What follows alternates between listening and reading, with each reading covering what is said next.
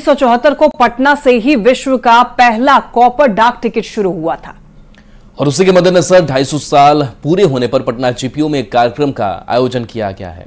31 मार्च से एक साल तक कुछ न कुछ कार्यक्रम होंगे, तो वहीं डाक विभाग की तरफ से एक अलग से डाक टिकट भी जारी किया जाएगा। पहली बार डाकघर में जो डाकघर को आम आदमी के लिए खोला गया था 1774 में, और आम लोग इसका कैसे यूज करें, सिस्टम कैसे होगा, उसकी शुरुआत कहें, उसका इजाद कहें, उसका प्रारंभ कहें, पटना से शुरू हुआ था 1774 में। उस समय इस शहर का नाम था अजीमाबाद, इसलिए, और उसके लिए एक कॉपर टिकट ताम्र टिकट या कॉपर टिकट कहें जारी किया गया था, इसलिए उसका टिकट का नाम था अजीमाबाद 1 अन्नी, अजीमाबाद 2 अन्नी।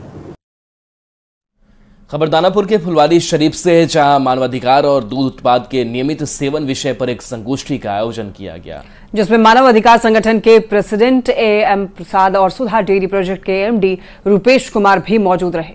संगोष्ठी में बताया गया कि दूध उत्पाद सुरक्षा की जरूरत है और फंडामेंटल राइट्स भी है कि उसकी सुरक्षा हो। ये अवेयरनेस इसलिए ज़रूरी है कि हम इसको, आप भले fundamental right under the Indian constitution ना हो, लेकिन इसको हम फंडामेंटल ह्यूमन राइट समझते हैं कि हर व्यक्ति को, हर आदमी को एक न्यूट्रिशियस और हेल्दी फूड मिले।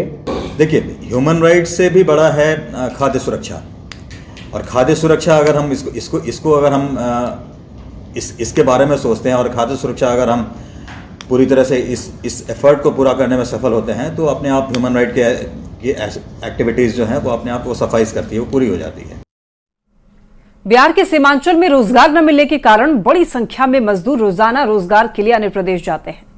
सरकार की तरफ से मनरेगा योजना के तहत इसे रोकने का भरपूर प्रयास किया जाता है।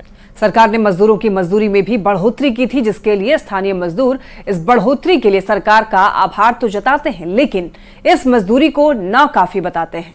मजदूरों ने सरकार से दैनिक मनरेगा के 400 से 500 रुपए तक की मांग की है। मनरेगा मजदूरों से बातचीत की है संवाददाता सुब्रत ने। सीमांचल के इलाके में पलायन एक सबसे बड़ी समस्या है। मनरेगा के सहारे सरकार मजदूरों के पलायन को रोकने की भरपूर प्रयास किया है और अब मजदूरी 228 से लेकर 245 तक पहुंचा है, लेकिन इसको लेकर नए सरकार फिर आने वाले हैं और नए सरकार से मजदूरों को क्या उम्मीद है, कितना जो मनरेगा के मजदूरी बढ़ा है उससे कितना संतुष्ट और क्या उम्मीद है, जरा बात कर लेते। लमसम 500-400 होना चाहिए कम से कम, तब न महंगाई का जमाना आ गया है, इसमें थोड़ा पेट भरेगा, इसीलिए बाहर चल जाता है परदेश आदमी सब भाग कर को। अच्छा, ये अगर मजदूरी ठीक ठाक मिलेगा तो तब तो यही काम करेगा। पूरा संतुष्ट नहीं है, इससे होता नहीं है सर, घर परिवार नहीं चलता है सर। हाँ, इसके लिए सर मजदूरी बढ़ना चाहिए सर, कम से कम 400 रुपया 500 रुपया होना चाहिए। हाँ, बढ़ाएंगे तो सर मजदूरी जो तो बाहर आदमी खटने के लिए नहीं जाएंगे सर, यहीं पर रहेंगे, बिहार में ही रहेंगे। हाँ सर, बढ़ा तो है लेकिन उसमें संतुष्ट नहीं है सर, उसमें घर परिवार चल नहीं पाता है। तो हम लोग रिक्वेस्ट करते हैं आने वाले सरकार से कि कम से कम मजदूर का जो है 500 रुपया मजदूरी किया जाए। सुब्रत, न्यूज़ 18 कटिहार। लोकसभा चुनाव को देखते हुए उत्पाद विभाग की टीम एक्शन में है। इसी कड़ी में सिवान के तरवारा थाना क्षेत्र में डॉग स्क्वाड की टीम ने ड्रोन के जरिए 10 शराब भट्टी को ध्वस्त किया। टीम ने इस दौरान देसी शराब बनाने की सामग्री 5000 क्विंटल जावा महुआ के साथ 150 लीटर देसी शराब को भी जब्त किया। वहीं छापेमारी टीम को देखते हुए शराब तस्कर मौके से फरार हो गए। उत्पाद टीम शराब तस्करों की गिरफ्तारी के लिए कार्रवाई कर रही है।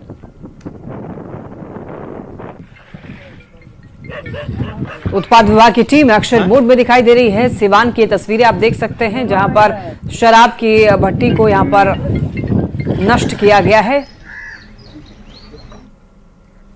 रांची के मूरी में हिंडाल्को की एल्यूमिना रिफाइनरी की 75वीं वर्षगांठ मनाई गई और इस मौके पर कई रंगारंग कार्यक्रम किए गए।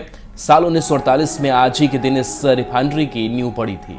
सालों बाद ये रिफाइनरी अब पूरी तरह से हाईटेक हो गई है और साथ ही यहाँ वर्ल्ड क्लास का एल्यूमिना तैयार किया जा रहा है। यही नहीं, रेटमट की समस्या से निजात पाते हुए इस प्लांट से निकलने वाले रेडीमेड का इस्तेमाल सीमेंट और ईंट बनाने में होने लगा है। और इसी के साथ इस बुलेटिन में फिलहाल के लिए इतना ही। तमाम खबरों के लिए आप देखते रहिए न्यूज़ 18।